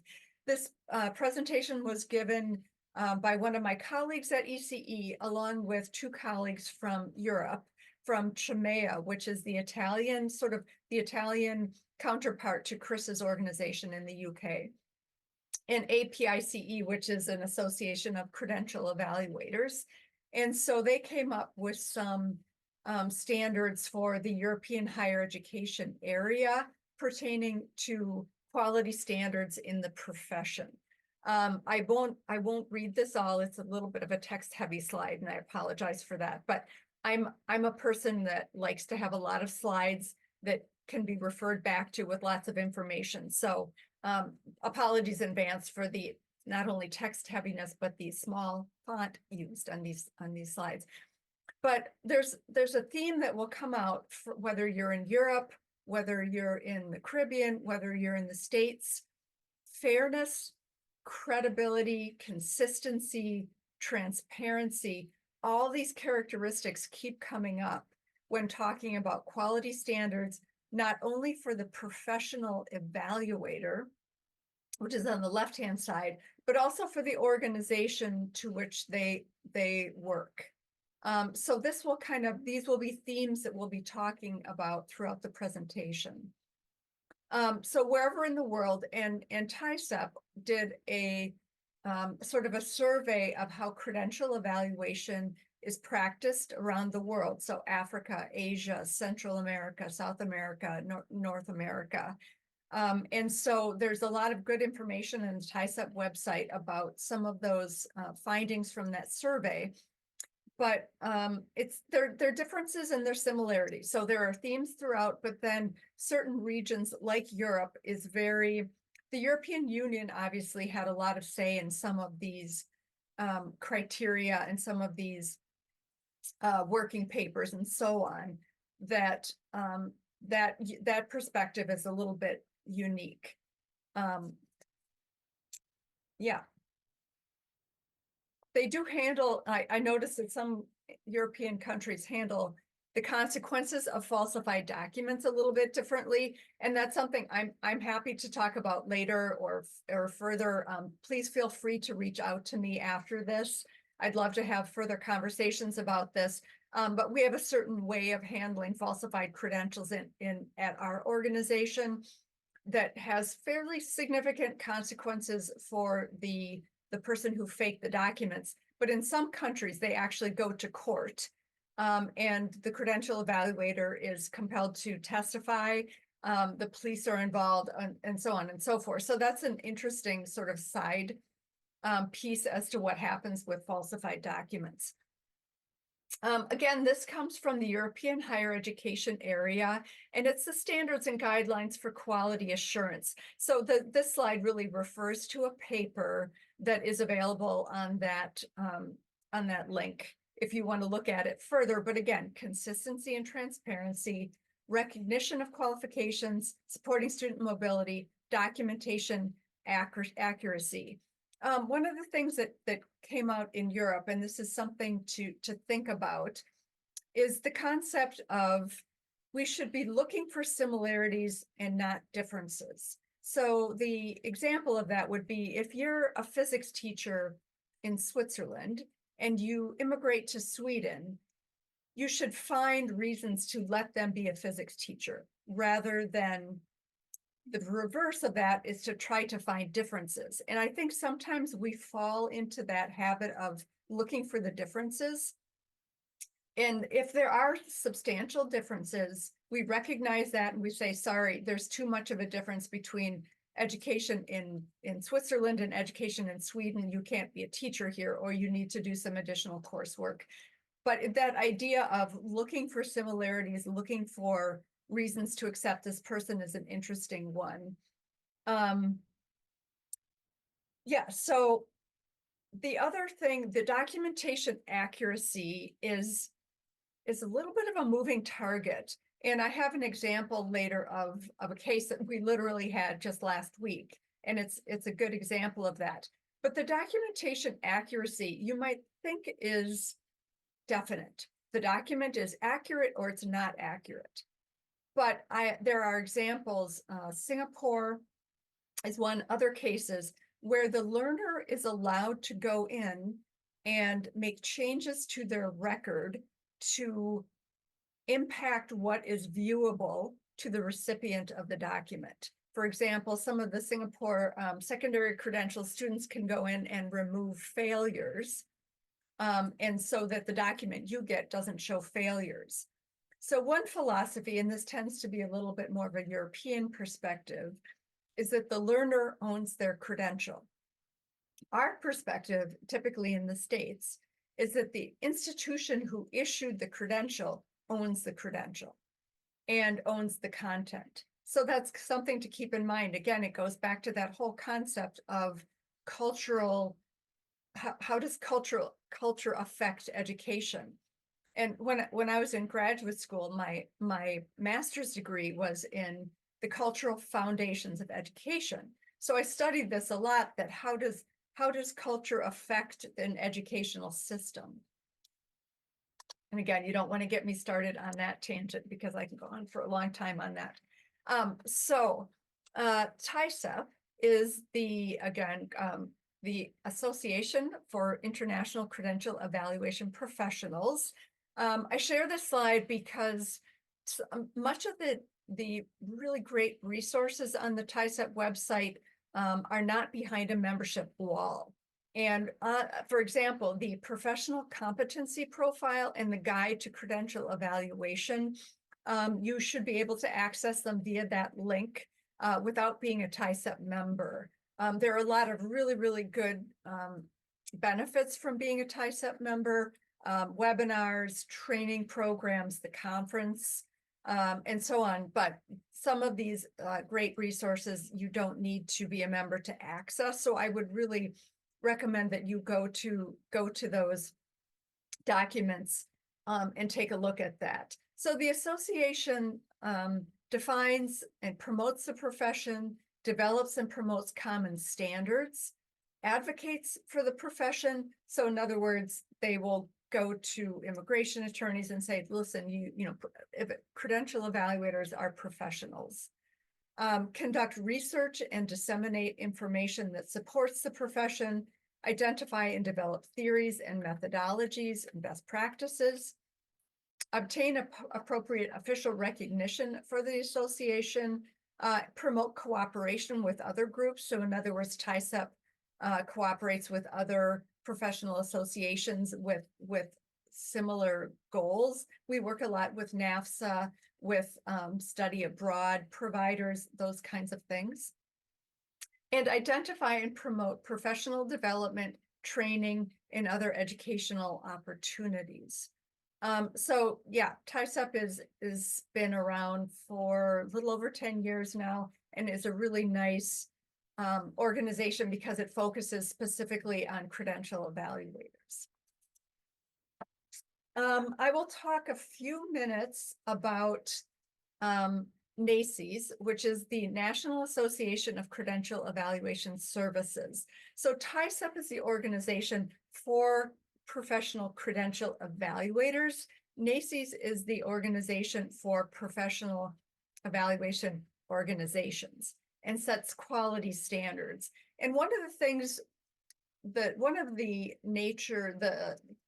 or quirks, I guess, characteristics of the US educational system, you probably already know this, education is very decentralized. In fact, I'll go to the next slide. Education is very decentralized. Higher education institutions are autonomous. Even within, I live in Wisconsin, and it is a rare sunny day in March for me. But Wisconsin has a group of state universities. They're all related, and there are, gosh, I don't know, maybe 6 or 8 state universities. But even within that group, the universities are autonomous and make their own decisions and make very different decisions and have different policies. Very decentralized. So each institution decides how they want to make decisions about international students and how they make them by the institution. So we provide an equivalency statement and the institution makes the admission decision. excuse me, some use outside evaluation agencies, some do them themselves. And some, basically, have a lot of ability in-house. If they see a lot of international students, they have language abilities and so on. Other universities have just 1 or 2 or 5 evaluators doing international admissions. We have 100 people on staff, 30 of them are professional evaluators. We have, I think it's something like 35 languages covered by our staff, and we can really therefore specialize. NACES, it's important to note, advocates for standards but does not dictate policy. There's another membership organization called AICE, Association for International Credential Evaluators. And they're another membership group, but they require that their organizational members follow certain policies like equivalency decisions, whereas within NACES, we don't dictate equivalency decisions.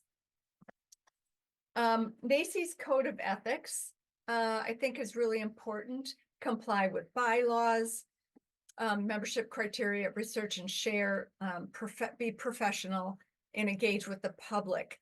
I would just mention that the research and share is important. We do share information with each other when we discover that someone has falsified credentials. We share with the other NACES, the other 19 NACES members. This person submitted a falsified document from Madagascar. This is their date of birth. So if you want to follow up and learn more about what the fake document said, feel free to contact us. And we also feel that it's important to engage with the public. That's a requirement that we be able to, we respond to Better Business Bureau complaints. We want to be able to justify what we do and to be really responsive to the needs of the public. So principles of good practice. A couple I'll call out here: clearly state requirements and credentials needed for evaluation. This is so important because before an applicant applies, they need to know what documents to collect. And I'll talk a little bit about that in an example I have, that there's some ambiguity in documents that might be required. So state them clearly and upfront, and it's important that the requirements are country specific. In some countries, we can have it sent directly. In other countries, we have it sent via an online portal. Other countries, we may need to verify directly with the issuing institution. So that's part of the research and the understanding of the educational systems. Be fair and honest. We've had people say, you don't like Russians, you don't treat us fairly, or you don't like applicants from Togo. And we base our methodology and our policies on the credentials, not the part of the world they come from, not the race or the educational background of the student. We have our policies based on the same criteria for each country. So we ask the questions, what was the admission requirement? How long was the program? What does it lead to in its context? Maintain confidentiality is very important. Of course, we are not in Europe, but we do adhere to the GDPR, the EU General Data Protection Regulation. We clearly describe our methodology. We require that all of our evaluators be able to articulate the rationale for an evaluation. And we accept full responsibility for evaluation decisions.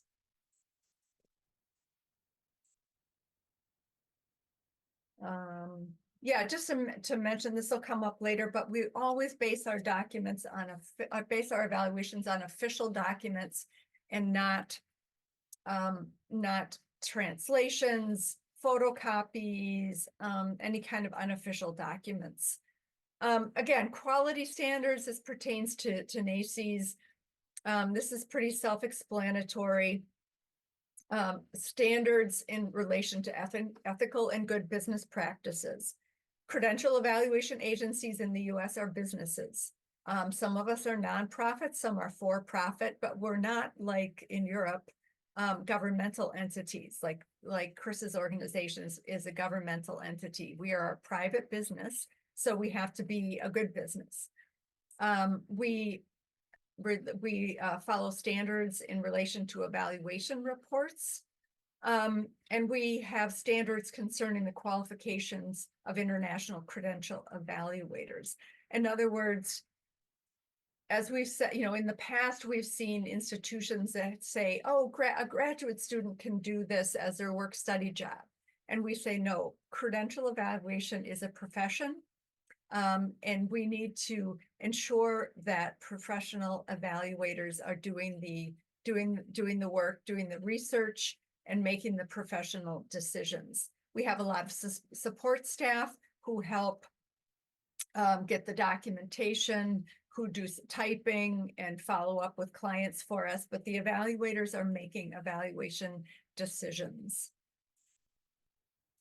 I would point out a little bit, there's been an awful lot of talk lately about artificial intelligence, and there are some evaluation agencies that use AI to prepare evaluations. From our perspective, that is going against the concept of requiring a professional evaluator to prepare the evaluation report. And we have a solid training foundation for all evaluators. I'm going to pause for a second and ask, as I said, I can't see the Q&A. Is anything popping up in the QA before I get to some of the case studies? Right, you have just about 2. Okay, go ahead. If you could read those, Okay. I'd appreciate it. Your data with Bulgaria was interesting. That's one comment. And the second one, please share outside of legal ways how to deal with falsified documents. Yeah. Okay, I'm happy to address that second question because it's part of my job. So what we do is, if we have, for example, a case and where there might be a database, or there might be something. In fact, I'll use this case as an example because it's a little bit troubling. We got a document from Iraq, and it was emailed to us. When we get emailed documents, we independently verify the sending email address. So we went to the university website and we checked and saw that, yes, this email, it was info at one of the university colleges in Iraq. But the evaluator said, boy, the documents don't look quite right. And the student was not on the database. And so we contacted the university. We had a separate email that we knew was specific to examination results and to the registrar. And that person replied and said, these documents are fake. And so I responded and said, by the way, someone is using your info at email to send fake documents. So that was really concerning. But then what happens after that, it's our policy that we send a letter to the applicant, and we say, as per the terms and conditions, we have confirmed that you submitted falsified documents. Either you submitted them or they were submitted on your behalf. We will not prepare a report for you for 5 years. We will keep the documents and we will notify interested parties. That means that we notify the institution or licensure board they were applying to. We notify the FBI, and we notify the Department of Homeland Security. And we have talked a lot over the years about whether that is too drastic. Falsifying documents is a serious offense, and it has impacts well beyond that individual. It impacts the people that they interact with, if they're a dentist, the people whose teeth they were working on. So we share that information, and sometimes some of those governmental agencies follow up with us. ask for copies of the documents, ask for more information. Beyond that, it's not clear what happens. But we feel that because there's so much based on if someone has faked a degree, that impacts whether or not they're eligible to get a visa to stay in the US. So the issuing, the Homeland Security who issues the visas should know that this document was falsified. Yeah, I'm happy to get into this more later because this is an ongoing conversation we have. We don't want to be overly punitive, but we also deeply, consider the integrity of academic documents. Institutional policy. We are always representing the policies of our institution or organization. I am an individual credential evaluator, but what is stated on a report that I prepare is not my personal feeling, it's the policy of my organization. So that's the credential evaluator organization perspective. But when you work at an institution, you have to also understand the institutional policy. For example, in the US, a big question is whether or not to accept 3-year degrees into graduate programs, postgraduate programs. But in other contexts, for example, I have an interesting case, and this top transcript was submitted a few months ago for someone from the Poznan University of Medical Sciences, a dentistry program that's in Poland. And this is an official document sent to us by the university. And so we prepared the report noting that the student, say, for example, in biophysics, failed the course twice before passing. So we said the person got the degree, but their grade average reflected the fact that there were 3 attempts at this one course. And then also, as you see, chemistry, anatomy, other courses, there were multiple attempts. Because we feel that that's information that's significant. And the student came back to us and said, I want a new report. Here's my official document. And they submitted a diploma supplement. And typically, this is a document that European institutions will prepare for their students. Also completely official. But look, biophysics, they only show the 3.5, which was the last grade. So my question to you is, which of these documents would you require? Would you accept the diploma supplement? And again, I'll rely on somebody to let me know if there's anything in the chat. Or sorry, the Q&A. All right, there are a couple of questions here from Erica Campbell. Did you say that Singaporeans are able to make changes to transcript? To what extent are they able to do so? Some of the documents that are IO, they're blockchain issued, typically for the secondary level credentials. They can ask to have failures removed from their transcript. So you can see the subjects that they were examined in. If they were examined in a subject and they failed it, but were still able to get their certificate, they can have the failure removed from their official record. Right, and also, do you have a policy informing the applicants prior to application about the consequences of falsifying documents? That's from Nicole Williams.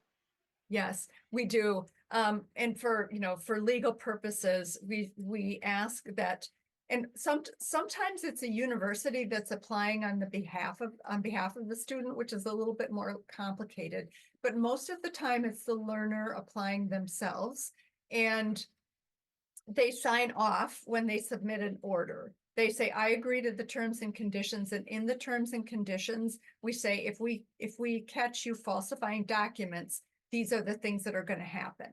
So they know what's going to happen when they apply. And I'm happy to share those afterwards. If you want to email me or anything, I'm happy to share more information about that. And just before we move on, finally, relating to the detailed transcript, this person is commenting that the detailed transcript would be the preference rather than the diploma supplement. Mhm. And what I'll tell you what we do, we also would prefer the transcript, because on our report, we provide 2 grade averages. We say this is the grade average if all of the courses, all of the attempts are included. So in this case, it would be low. And then we provide another grade point average saying if only the final grade for repeated courses is included, this is what it would be, so that the reader of the report can choose themselves which it is. But we would like to have the most complete document that we can get. Okay, I'll move on since there's plenty to cover yet. So what do we owe the individual? Fairness, accuracy, providing a rationale, and setting and maintaining reasonable documentation requirements, fairness, and consistency. One of the things at ECE that we think is important, even for newer evaluators, is that they be the first ones to explain an evaluation. And then if the client comes back and says, I still disagree, then the next person to answer is a senior evaluator, because the senior evaluators are really responsible for leading the policy development, leading quality assurance efforts. We have a system within our organization where by random evaluations go into a quality assurance queue and they get reviewed by a senior evaluator. So that helps us make sure there aren't any quality issues, that make sure that we're consistent in the wording and in our equivalencies. Just briefly, I would comment on a couple other things. Are there other institutions that you have articulation agreements with? It's important to understand their policies and their sort of, grading policies, all those kinds of things. Are there national and regional cooperation agreements? Should you all regionally be consistent in your documentation requirements and admissions policies? I will mention just 2 conventions. There's the Global Convention on the Recognition of Qualifications and the regional conventions, which we call the Buenos Aires Convention, but it applies to Latin America and the Caribbean. I noted that Jamaica is a state member of UNESCO, but did not ratify the GRC or the Buenos Aires Convention. There's a lot of good stuff in there, and I think it's important to understand them, whether or not they're ratified, or whether or not you comply with them. But again, it's the idea of, we're not telling you what to do, but we're providing guidelines so that if there are substantial differences from one system to another, you are not obligated to accept that credential. But if it's close enough to say, yes, this is something we can accept as a credential. And I was looking at my notes about that, because the example I have here are some of the takeaways from this. I always laugh because I was a French major in my undergraduate program, and you could not get through for a French major at my college, Beloit College, unless you had a semester having to do with Proust, and that was brutal.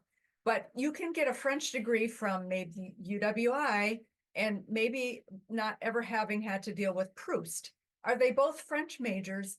Yes, they're French degrees. They're equivalent without being identical. And I think that's an important distinction. There are teaching programs around the world that are very focused on content. Like if you're a math teacher, you study a lot of math, but maybe have a limited amount of practice teaching. Whereas in another system, there's a significant amount of practice teaching. So again, they're not identical, but they're comparable and they can be equivalent.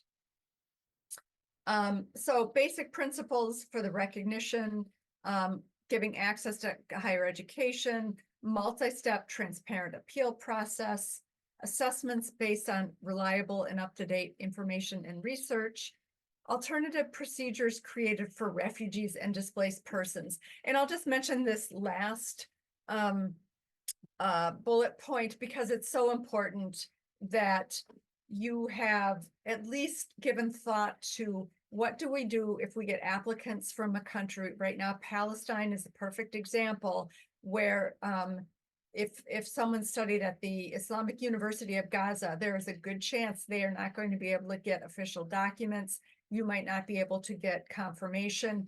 So think ahead of time how you might provide an alternative process for this person to apply to your institution. I think it's another case, Sudan, where I have worked to think about, we got a document from this institution, but I read 2 weeks ago, this institution is closed. So then you follow up and say, oh, they've moved their base to southern Egypt. Okay, so that's part of the research job, the research and sharing of information that credential evaluators just have to do. So ultimately, the goal is to ensure greater mobility of students, prevent fraud. We also want to make sure that prior learning and partial studies are recognized, so we're not just looking at full degrees. And keep in mind that these conventions are not telling us what we have to do. They're providing guidelines and best practices for us to follow. So I would recommend taking a look at the conventions, and even if Jamaica hasn't ratified them, to think about it for your institution of following these guidelines, which is what we've done. The U.S. has not ratified either, but our organization has decided that we follow the guidelines of the global convention, for example. All right, I think I'm okay with time. I'm going to grab a couple extra minutes because of the wonderful jazz performance. I'm ending with two case studies, and I tried to pick some that might be interesting from your perspective. If you have an Indian student applying for first-year admission at your institution, would you consider them, grades aside, but basically just on the basis of their credential? ECE has a website called The Connection, and there's a link to it on the final slide. And some of the information, for example, these charts and keys are available for free. There's a subscription-based service, but not all of it is behind a paywall. And you can access these charts and keys. So you can see on the chart for India, they get a grade 10 certificate and then a higher secondary certificate, which gives them admission to bachelor's degree programs in India. So my question for you, because clearly, in Jamaica, the CAPE is typically we would consider a 13-year sequence, 11 plus 2 instead of 10 plus 2. Would you consider an Indian student with an HSC eligible for admission to your institution?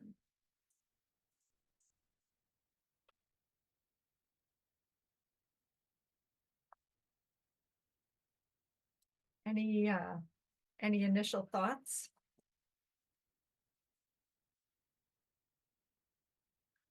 And keeping in mind that typically, as in UKA levels, you're really specializing at that point in a small number of subjects. Similar to the CAPE, you have fewer subjects than an HSC in India. Does anybody want to chime in and say whether or not they would consider the student for admission?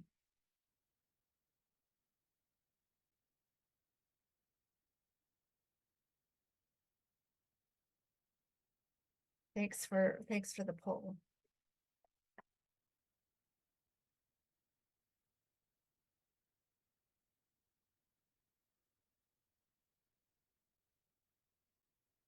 So knowing that this would allow for admission into Indian universities, and but yet it's a shorter and very different type of preparation than is in your country. And also, there's university admission, but then there are other types of higher education institutions.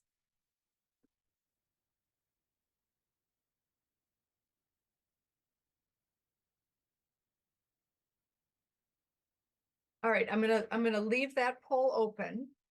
And go to the second case study because we're getting a little short on time, and then I can stop sharing my screen and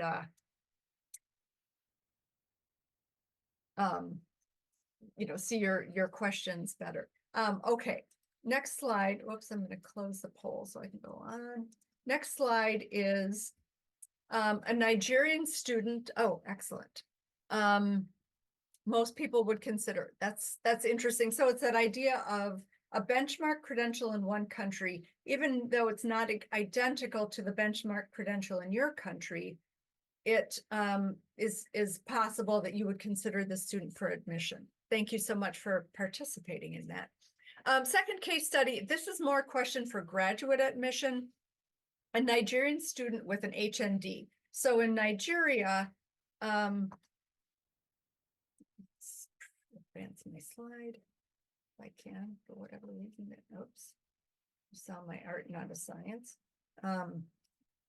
This is the Nigerian educational system, also available on the connection. But here's what we've got. We've got a national diploma, which is 2 years after secondary school, 2 years after the WIAC exams, and then the higher national diploma, keeping in mind that these are much more technical vocational credentials. On the other hand, the student could go on to a graduate program in Nigeria. So would you consider this person for admission to some graduate programs? And again, it goes back to some of the comments that folks made in Chris's presentation, that it depends on what they're applying for, right? What kind of do they have an HND in civil technology, and then they want to apply to a civil engineering master's degree program?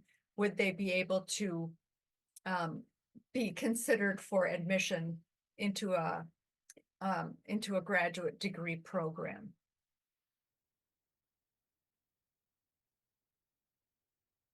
So yeah, so it's again, it's the idea of what's credential intended for in their own country, and does that meet the requirements for your country? So maybe not intended for a graduate program in Nigeria, but available to go into a graduate program in Nigeria. And then in your country, if you're considering them for admission, would it be possible to consider them? And the reason I use these two examples is that as Chris said, there's more than one right answer, right? And it depends on, do you have a methodology that you follow? Are there principles that you follow? Do you have a rationale for your decision? And so both answers can be right, but you don't necessarily have to you don't necessarily have to have the same answer, but you need to have a reason for your answer and be able to articulate it to the student applying for admission. Yeah, so excellent. Let's see. Most people would say yes. Agreed. We would consider, because we do equivalencies, we would consider the HND equivalent to a bachelor's degree, a 4-year bachelor's degree. And then, of course, grades and course content and all those kinds of things are part of the question. I'm going to close and go on to, and it's funny that Chris has said this. I've said that credential evaluation is an art, not a science, which means reasonable, educated, professional evaluators can come up with different conclusions based on the same set of documents and the same information. And as long as they have a reason for it, that still is a professional evaluation. So finally, yes, this is my contact information, and feel free to reach out. I would be happy to talk with you further, or to have any kind of other follow-up. And I will stop sharing my screen and see if there are any other questions, comments, thoughts, disagreements.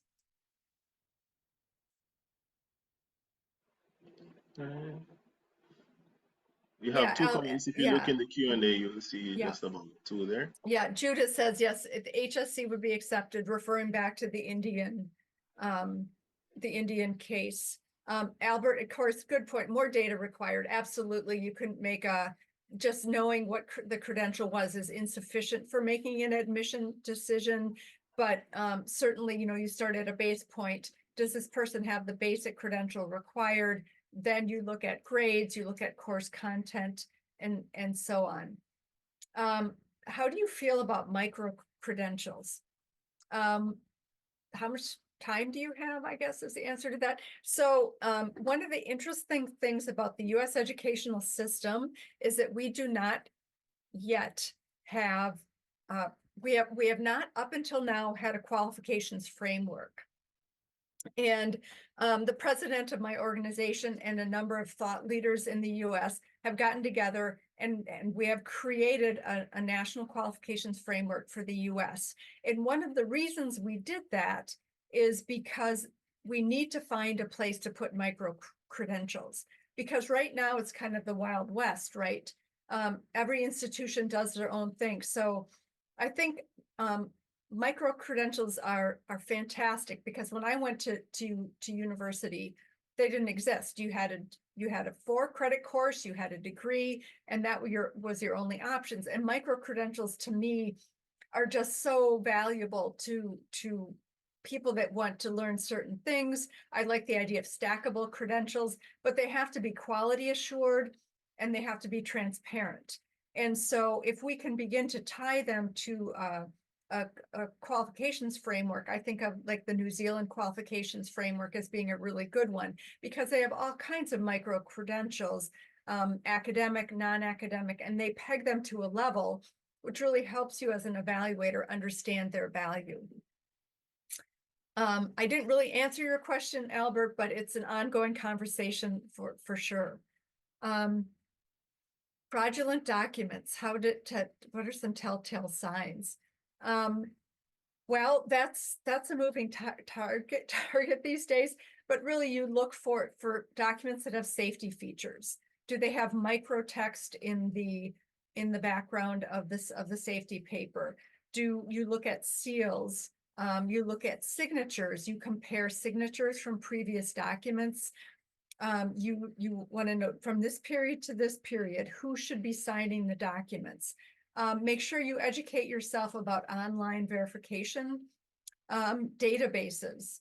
TISEP has what we call the hub, and we try to keep a list of, for Benin, here's a way for you to verify secondary credential.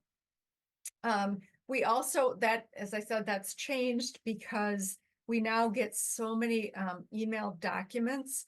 And so one of my colleagues has really become an expert in spoofing, the spoofing of emails. So we train our evaluators on how to determine whether an email, we look at the MIME, the MIME information to make sure that we had one from the University of Lagos that looked like it came from the University of Lagos, but it was routed through a server in the Czech Republic, which made us suspicious. So let me tell you, this is not an easy thing, and we really rely on our evaluators to become experts in what is happening in those countries. So the more APIs, for example, so data transfer of documents that we are able to set up, the better. Working with, like in New Zealand and Australia, the MyEquals that issue documents via a portal is just really helpful. But it's we always thought, oh, once everything goes electronic, we'll fix this, and of course we don't fix it. There's always ways to fake documents. There have been databases that have been compromised. We had a case with Russia where the document appeared on the national database. And we checked with the database. They said, sure, this is fine. It came from the university. We checked with the university. Somebody at the university was compromised and was paid to send a fake document to the national database. So, what do we do about that? How do we stop that from happening? So it's an ongoing issue. other, yeah, I mean, I guess my perspective is that most people are honest. Most people's documents and credentials are authentic. We have, we also rely on, particularly for licensure professions, we're only part of the process, right? We do an evaluation and then we turn it over to the pharmacy board, and the pharmacy board has national examinations. So if we say it's an authentic document and they're a pharmacist, then they still have to pass a licensure exam. So I feel like it's a community effort to help prevent fraudulent documents.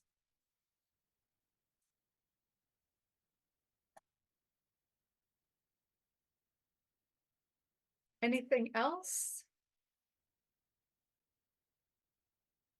Yes, I'm seeing one from, if you scroll down, you'll see one from Nicole, and there's one from Nani Paul Bala as well. says, we accept HSC because it's grade 12. Currently, we accept students with CXC in Jamaica. Yep, understood.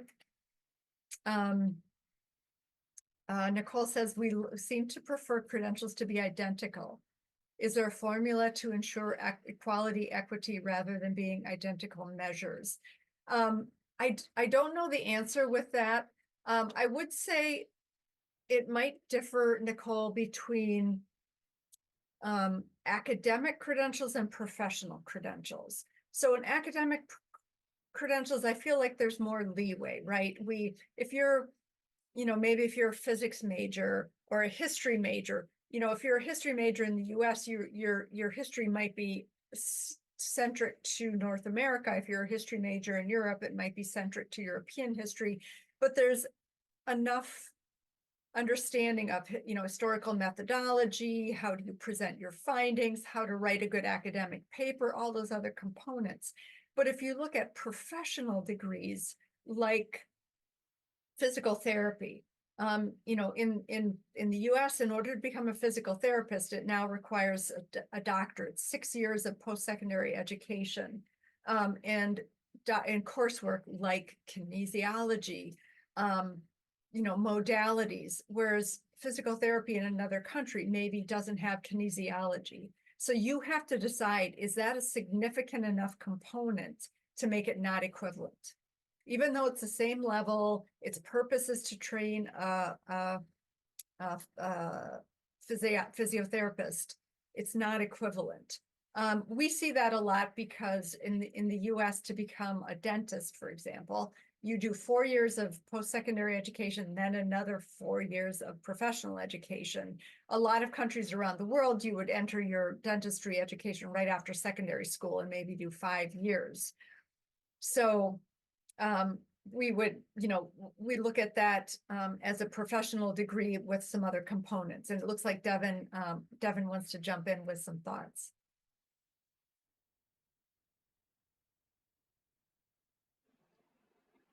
All right, thank you so much, Margaret.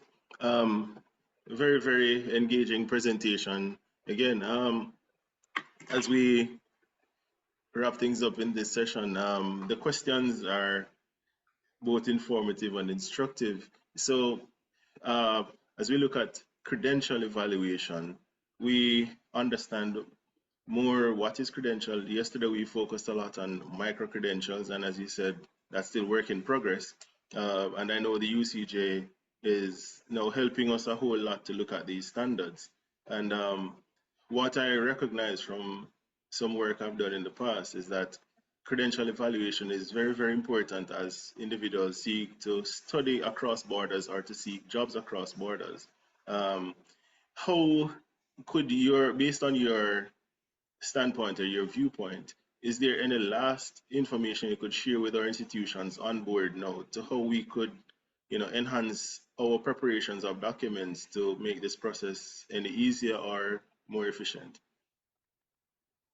Yeah, and you're right that one of the biggest delays for us is getting the documents. Like after we get the documents, the evaluation process goes fairly smoothly, but it's a lot of back and forth with the applicant to get the documents we need. I would say do everything you can to make your documentation requirements clear, concise. This is an ongoing project for us, but also make it specific to the context of the country that the student's coming from. Sometimes it makes sense, like, West Africa, have a document sent in a sealed envelope.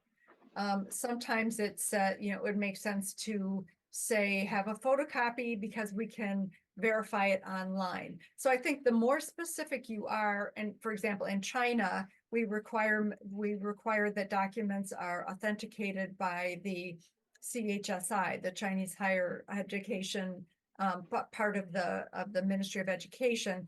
They routinely do verifications. So think really carefully and have a good understanding of what's considered official in that country. And then it's easy to defend to the applicant and say, this is what we need from your country. This is the documents, and know that it's reasonable for them to obtain as well. And keeping an eye on, gosh, there's this university is closed, but the documents have been shifted to another university, so they're available there, those kinds of things. So specificity for countries is really important. All right, thank you so much. And to my colleagues, let's give a rousing round of applause to Margaret for her presentation and responses to our questions. Thank you so much. Thank you so much for having me. I really appreciate it. You're welcome. And so this would have pretty much brought us to the end of our two presentations. So let's say thanks again to Chris and Margaret for taking the time out to share with us. And we've learned quite a bit today. There's a buzzword that I've picked up in both presentations, and this is comparison. Comparison. If you agree with me, you can show something from there in the reactions. So comparisons is very important as we look at both what is a good grade, because we'll have to determine grades based on comparisons of cohorts, etc., and to understand the cultural context within regions and countries as we seek to evaluate and make decisions about who we accept and how we accept them. From our Q&A, we recognized a lot of our colleagues were quite interested in understanding the equivalence or differences between our CSEC, CAPE, and the qualifications and grades across the European and other areas.